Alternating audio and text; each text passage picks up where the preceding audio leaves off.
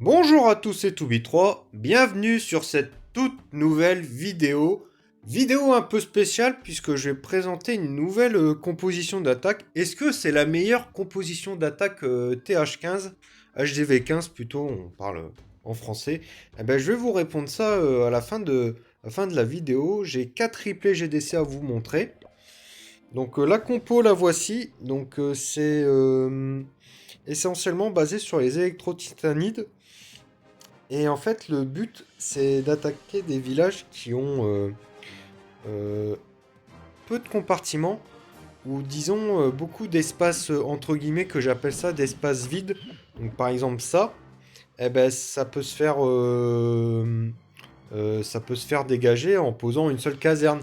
Et de l'autre côté, on peut aussi déblayer en mettant l'arène avec le miroir et les poupées de fées pour pouvoir déblayer le côté gauche et le côté droit et tout mettre au milieu.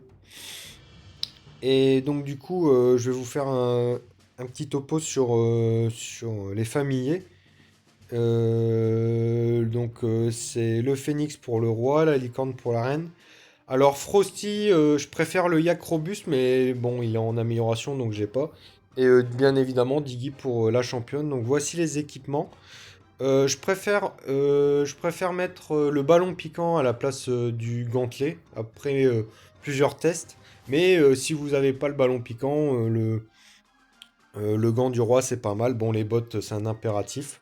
Pour l'arène, bah, malheureusement, pas d'autres équipements. C'est vraiment très bien pour faire du funnel. Le miroir c'est vraiment exceptionnel. Que dans toutes les compos Smash, c'est exceptionnel. J'ai déjà présenté avec la compo Super Sorcière. Et les poupées guérisseuses, c'est pas mal.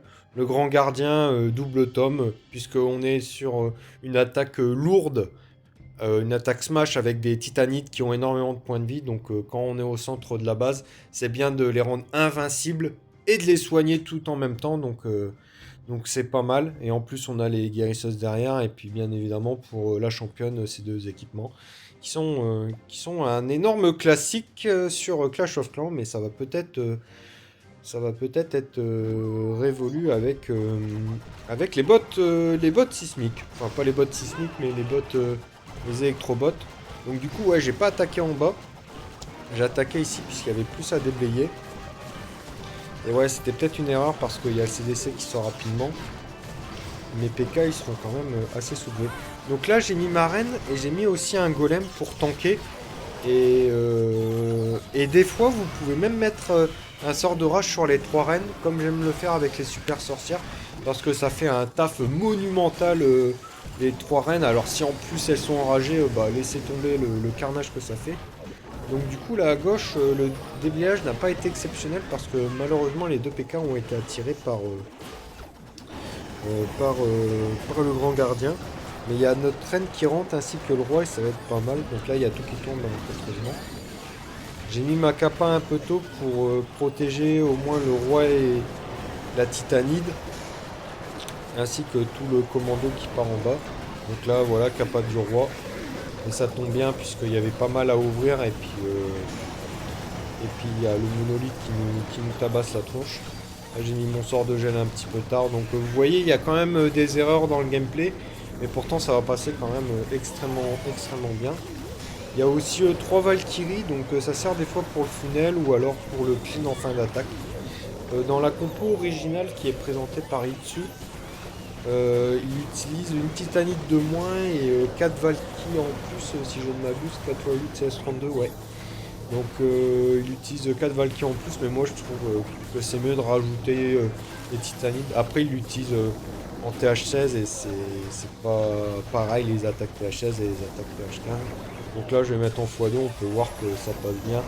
La championne en fin d'attaque elle fait vraiment un taf monstrueux. Et donc du coup je profite d'utiliser les 4 héros principaux pour up le prince gargouille. Et qui sait un jour j'en ferai des vidéos. Donc ça c'était la toute première attaque que j'avais à vous proposer.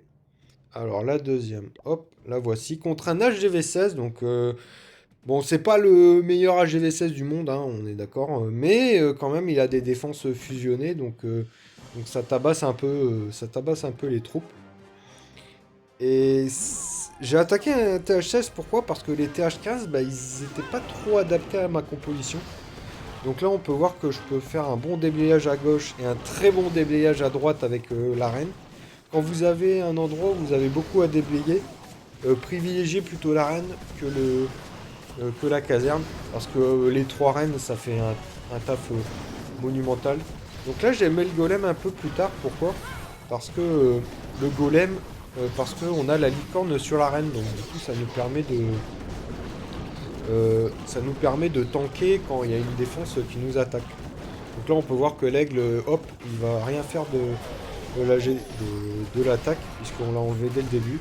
Et là, on a un clean impérial des deux côtés, et on envoie toute la sauce au milieu. Avec, ouais, j'ai plus de casse-briques, c'est dommage. Ah si, j'ai renvoyé un dernier casse-brique pour que toutes mes troupes aillent au milieu. Donc là, il y a le CDC qui arrive.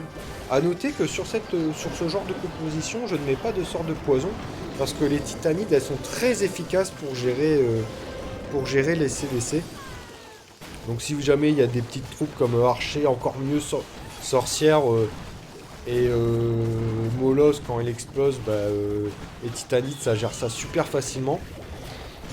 Et ouais, j'avais mis ça. Donc voilà, quand on est au milieu du village et qu'il y a tout qui nous tabasse, on active la capacité.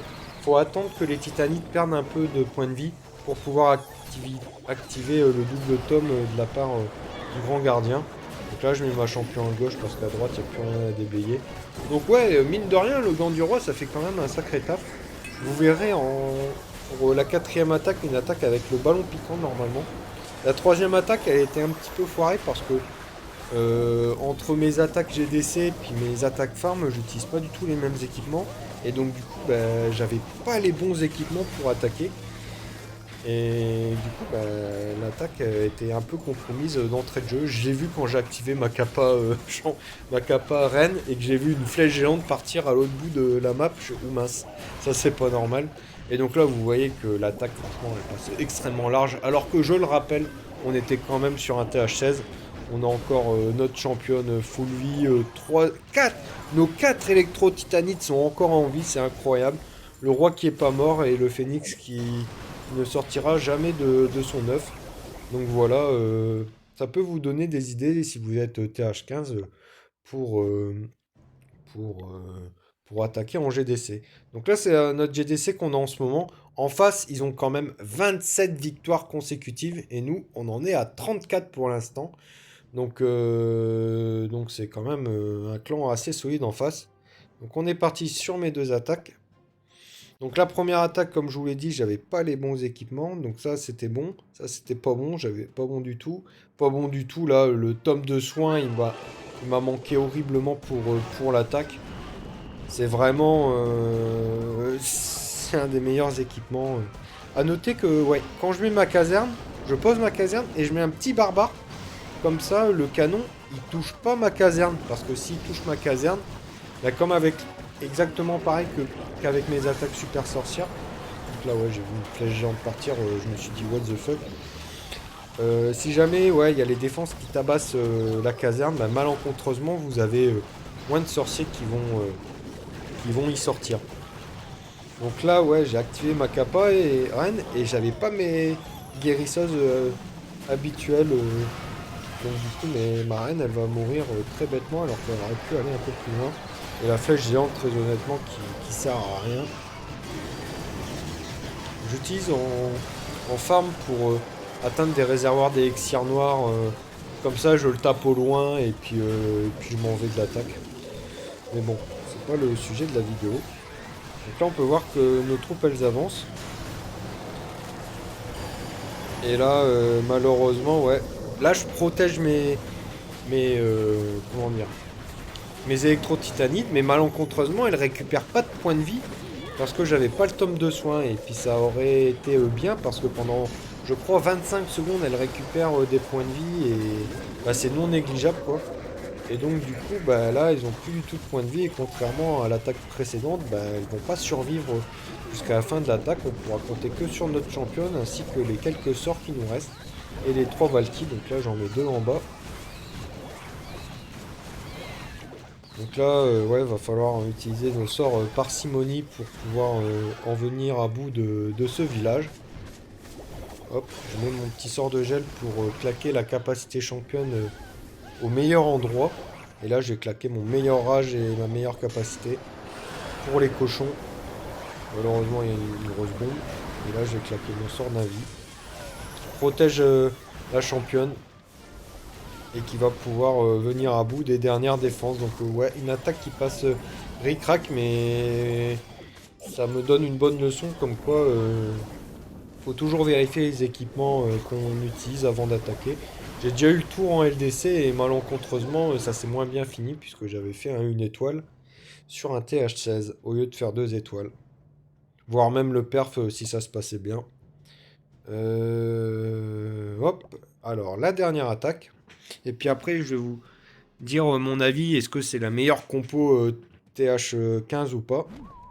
Donc là, pareil, là, il y a un gros compartiment. Enfin, un gros compartiment. Là, il y a un gros compartiment, mais avec juste un super sapeur, bah, on peut y accéder. Et là, il y a beaucoup de choses à voir. C'est pour ça que je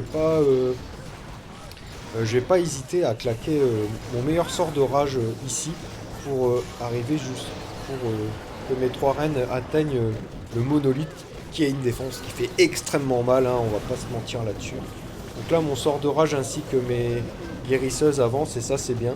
Et on peut voir que le monolithe, bah, il va tomber. Donc franchement, un funnel de qualité allemande pour ce début d'attaque. Et là, on envoie nos troupes. Donc le golem de glace, le grand gardien et tout le reste qui suit. On va, ouais, c'est ce que j'allais dire, super sapeur qui suit. Donc là, le roi il tourne, là, j'avais eu peur au début. Mais il va revenir et puis j'avais bien le ballon piquant sur cette attaque. Hop, j'active la capacité.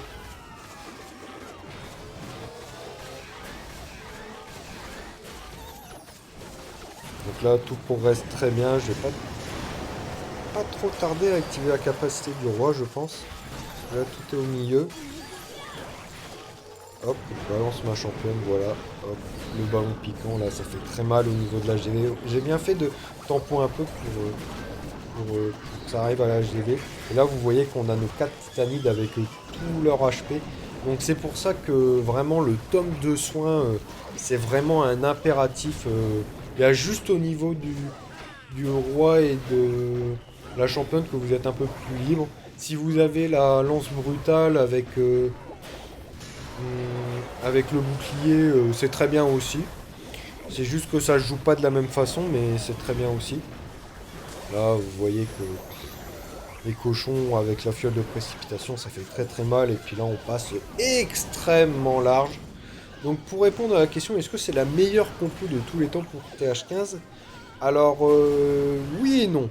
Oui, si vous aimez bien farm à côté avec des super gobelins, parce que comme vous pouvez le voir sur ce genre de composition, il n'y a qu'une seule super troupe, et c'est le super sapeur. Et ça, c'est assez rare. Donc du coup, c'est bien, comme ça me permet de débloquer les super gobelins et de farmer à côté. Par contre, est-ce que c'est la meilleure composition à utiliser en GDC? Je ne pense pas, puisque si vous avez un village où il y a peu de bâtiments à avoir à l'extérieur, comme à gauche et à droite, là il y avait un gros compartiment, mais avec un super sapeur, on pouvait avoir accès à toutes les défenses ainsi qu'au monolithe. Eh ben, si vous n'avez pas ça sur le village que vous attaquez, vous pouvez fail. J'ai déjà testé ça en multi. Donc du coup, c'est pas la meilleure composition en GDC. La meilleure composition est de loin, c'est c'est Super Sorcière Boule de Feu.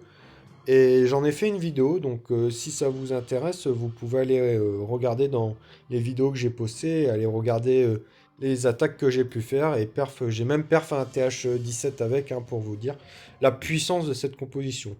Donc j'espère que cette vidéo vous a plu. Si vous avez aimé, pouce bleu, cloche, commentaire et partagez. Et puis je vous retrouve pour la prochaine vidéo. D'ici là, portez-vous bien. Bonne soirée à vous. Salut!